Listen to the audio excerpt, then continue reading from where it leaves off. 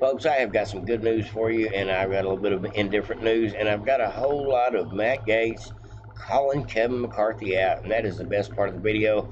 Got about a 5-minute clip here for you. I'll break it up a little bit, do a little commentary in the middle, like usual. Matt Gaetz really does a fine job of explaining to everybody that's listening uh, just what's wrong with Kevin McCarthy at this point. Kevin McCarthy did do a good thing today and decided to start the impeachment inquiry into Biden, which gives us more investigative power, which is a good thing. Whether it goes any further than the House, whether it even passes in the House or not, it'll at least get more news coverage from the public, from the media, considering the fact that Hunter Biden will be indicted before the end of the month, and then Joe Biden will be at an attempted impeachment for the next, looks like, several months. So all this stuff is good for this public smear of Joe Biden, which needs to be done. People need to air his dirty laundry out and let everybody in America know that the Congress is not going through all this trouble on some fake hoax like the Russian garbage. But here we've got Matt Gaetz explaining why Kevin McCarthy only decided to do this impeachment inquiry because he was really just backed in a corner, considering they can vote him out, and it only takes one person in Congress to throw the vote up in the air and get it started. And here we go with Matt Gaetz, who I hope becomes Speaker of the House before it's all said and done. He seems to be one of only about 24 in the entire House that have the cojones to do the right thing every time. Kevin McCarthy is a little uniparty, and Matt Gaetz calls him out on it. It's great stuff. So there is a little bit of a silver lining that we do get to dig a little bit further into Joe Biden. But just the things that Kevin McCarthy has failed to do, including his empty promises, speaks volumes. On this very floor in January, the whole world witnessed a historic contest for House Speaker. I rise today to serve notice. Mr. Speaker, you are out of compliance with the agreement that allowed you to assume this role.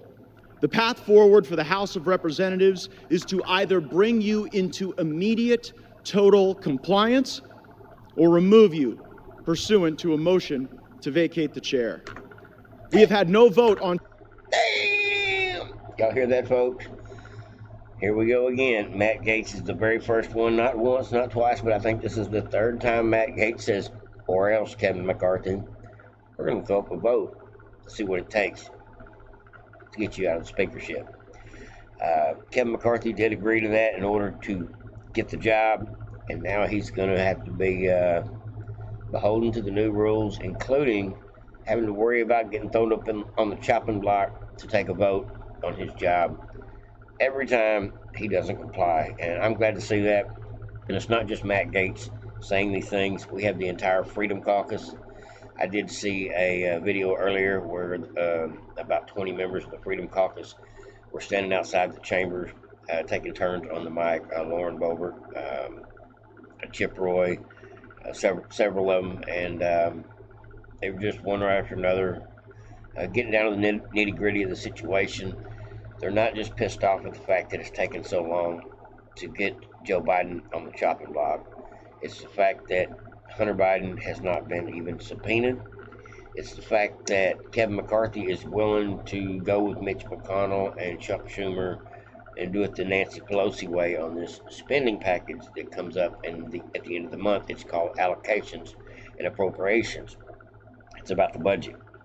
Well, the way you do a budget properly is you chop up every budget for everything into their own particular categories. That way you can vote on this budget for this particular FBI, for example. You can vote on this budget for Homeland Security, vote for or against it. So there's several agencies that have a separate budget that could be put on the chopping block as far as getting their funding, while they still continue to agree to the budget on several things that would not shut down the country as far as the finances go, because the Democrats are going to scream, you're going to shut down the government if you don't fund these bills. And so they want to cram all 12 of these articles basically together. And if you do that, then we're basically forced to vote on them because nobody wants to shut down. And in turn, the Democrats get everything they want out of the deal. And it is a piece of crap way to go. And if Kevin McCarthy buckled on this, did this exact same way on the very last spending bill, the trillions of dollars that the omnibus Democrats got, with Kevin McCarthy going right along with it. He complained about it, but the Republicans, many of the Republicans went right along and put us that much further in debt. And here we go again. Kevin McCarthy is willing to maybe throw up a possible impeachment on Joe Biden, but at the same time, he has not made any plans, serious plans, to help Trump, prosecute the Bidens, fix the border, separate these bills to where they have to be voted on individually. That way the Democrats don't have a super advantage. And Matt Gaetz is calling him out on that and a dozen other things, and I'm just glad to see it. On term limits or on balanced budgets as the agreement demanded and required. There's been no full release of the January 6 tapes. As you promised, there has been insufficient accountability for the Biden crime family, and instead of cutting spending to raise the debt limit, you relied on budgetary gimmicks and rescissions so that you ultimately ended up serving as the valet to underwrite Biden's debt and advance his spending agenda. Mr. You hear that crap? He's tearing him up, folks. He's telling the truth, and he is calling him out. I'm so glad to hear it.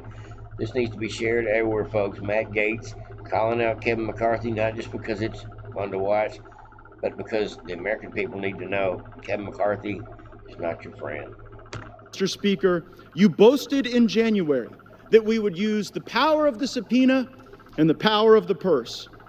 But here we are, 8 months later, and we haven't even sent the first subpoena to Hunter Biden. That's how you know that the rushed and, somewhat rattled performance you just saw from the Speaker isn't real. At this point, during Democrat control over the House of Representatives, they had already brought in Don Jr. 3 times. And we haven't even sent the first subpoena to Hunter Biden. Power of the subpoena and power of the purse. Only thing the 118th Congress is known for at this point is electing Kevin McCarthy Speaker and underwriting Biden's debt. And unfortunately, there's only one of those things we can remediate at this time. You caught that, didn't you, folks? The House ain't been doing their job. Kevin McCarthy is to blame. And it's not the House's fault.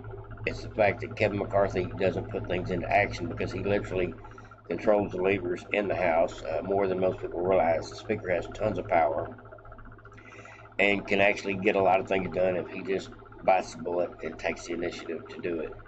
But instead, he wants to play ball with the Democrats and play okey doke and get up there and talk harsh words in front of the camera. But in reality, Kevin McCarthy looks out for his big donors, which makes him part of the uniparty. Whether he's a Democrat or Republican, he acts just like Mitch McConnell, Nancy Pelosi, and the rest of them every chance he gets. And so I don't blame Matt Gaetz for throwing Kevin McCarthy on the chopping block. He has done a little good, but he just is not aggressive enough. He's afraid of offending somebody for every decision he makes. That's why he carefully words everything he says, because he don't want to be held accountable for nothing that he can backpedal on, and that's the damn truth. Now, let's go ahead and get a little further into it. But this problem, the thing that's going to get Kevin McCarthy probably in hot water here, is the fact that there's a lot of these House members that have no interest in putting these 12 budget appropriations in one bill and forcing us to vote yes or no on it. It's not right. It's not the way it should be done. Kevin McCarthy promised differently, and here we go, backpedaling as usual. power of the purse. Our leadership right now is asking us to vote for a continuing resolution. A vote for a continuing resolution is a vote to continue the Green New Deal, a vote to continue inflationary spending, and in the most troubling of fashions, a vote for a continuing resolution is a vote to continue the election interference of Jack Smith. Mr. Speaker, we told you how to use the power of the purse. Individual, single-subject spending bills that would allow us to have specific review, programmatic analysis, and that would allow us to zero out the salaries of the bureaucrats who have broken bad, targeted President Trump, or cut sweetheart deals for Hunter Biden. September 30th is rapidly approaching, and you have not put us in a position to succeed. There is no way to pass all the individual appropriations bills now, and it's not like we didn't know when September 30th was going to show up on the calendar. I must be better, you must be better, and this House must be better, for it is the last best hope for tens of millions of Republicans. We demand real oversight against this weaponized government. Just look at the bribery. If tens of millions of dollars flowing from foreign corrupt people into the bank accounts of the Biden family wasn't enough for actual impeachment, why were we even looking? Joe Biden deserves impeachment for converting the vice presidency into an ATM machine for virtually his entire family. You know, he's right. The evidence at this point, you don't have to say alleged anymore. The evidence at this point on the Biden family is overwhelming. And the circumstantial evidence by proxy is pretty overwhelming too, that they were all in on it. I'm talking about all the people that still protect all the Bidens today, including Biden, including Obama, Hillary.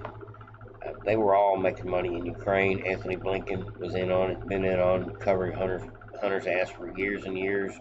A lot of the top officials at the FBI that made the phony statement about Trump, about the Russia hoax, are some of the same people that had to know that Obama, Biden, the Clintons, and a lot of the top-tier Democrats were doing some shady business in Ukraine and other countries involving foreign relations of all things. Selling our country out is what it boils down to. It tells you some of these people in these three-lettered agencies have no sense of patriotism or duty.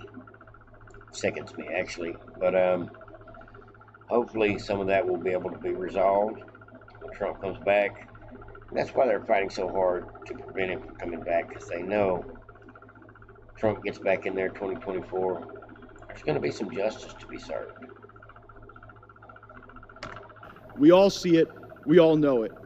Now, moments ago, Speaker McCarthy endorsed an impeachment inquiry. This is a baby step following weeks of pressure from House conservatives to do more. We must move faster. Now, I will concede that the votes I have called for will likely fail: term limits, balanced budgets, maybe even impeachment.